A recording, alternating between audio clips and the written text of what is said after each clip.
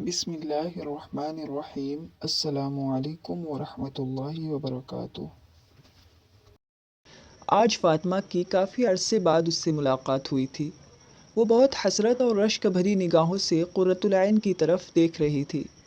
قرۃ العین ایک معمولی صورت کی لڑکی تھی، مگر کوئی خاص کشش تھی اس کے چہرے پر۔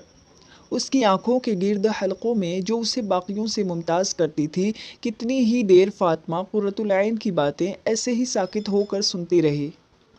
تمہیں ایسے کیسے جواب مل جاتے ہیں قرۃ؟ وہ بہت حیرانی اور رشک کے ساتھ اس کی طرف کھسکتے ہوئے بولی تھی۔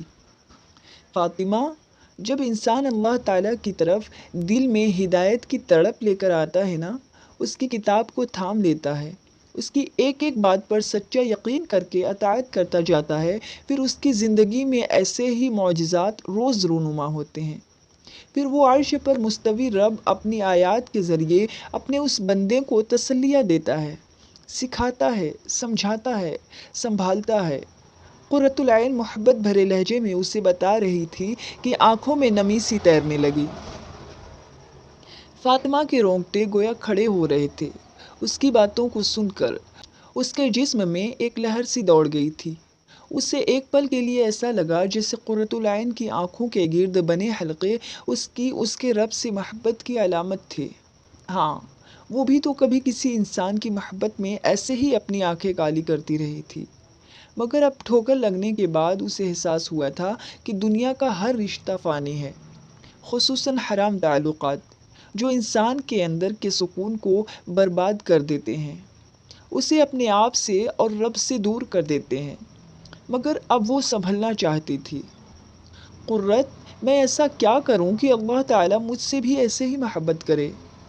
میں بھی اس کی محبت محسوس کر کے آنسو بہاؤں، مجھے بھی وہ ہر لمحہ تھامے اور اپنی آیات کے ذریعے جواب دے۔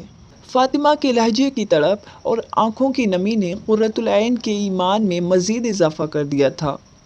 وہ دل ہی دل میں فاطمہ سے محبت محسوس کرنے لگی تھی۔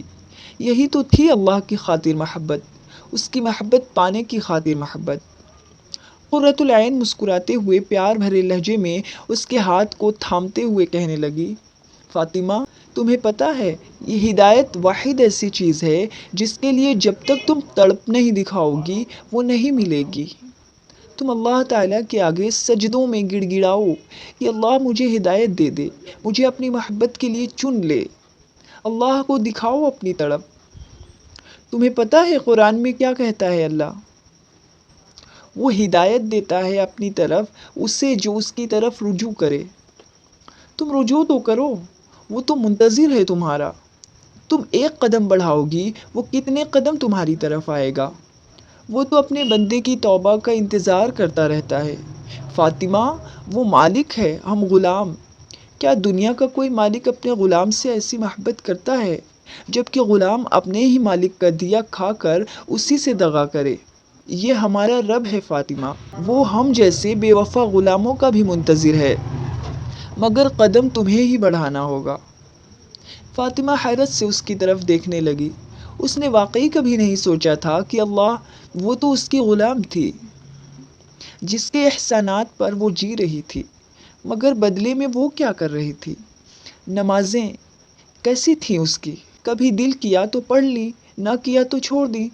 سب سے ہلکا اس نے لیا ہی نماز کو تھا۔ نماز چھوڑنا اس کے لیے کتنا آسان تھا، خواہ بازار جانا ہو یا کسی کے گھر جانا ہو، کسی شادی پر جانا ہو، تھوڑی سی تھکاوٹ ہو، تھوڑا سا موڈ خراب ہو، پسندیدہ ڈراموں کی قسطوں میں محو، سب سے پہلے نماز ہی تو چھوڑنے کا خیال آتا تھا۔ آج اسے احساس ہو رہا تھا کہ کیوں ان سب حالات میں وہ کھانا پینا یا سونا یا اچھے کپڑے پہننا نہیں چھوڑتی تھی۔ کیا واقعی اس کے نزدیک اس کے مالک کا یہی مقام تھا؟ سب سے کم۔ پھر اگر پڑھتی بھی تو بس 2-4 ٹکڑے مارتی۔ کبھی سوچا بھی نہیں تھا کہ اللہ کے سامنے کھڑی ہو کر وہ پڑھ کیا رہی ہے۔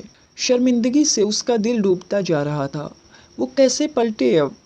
کس منہ سے جائے اس کے پاس کہ جس کی تھالی میں کھا کر وہ چھید کرتی رہی ہے؟ وہ اس جیسی نافرمان غلام سے کیسے محبت کر سکتا ہے؟ اس کے آنسو ٹپ ٹپ بہنے لگے تھے۔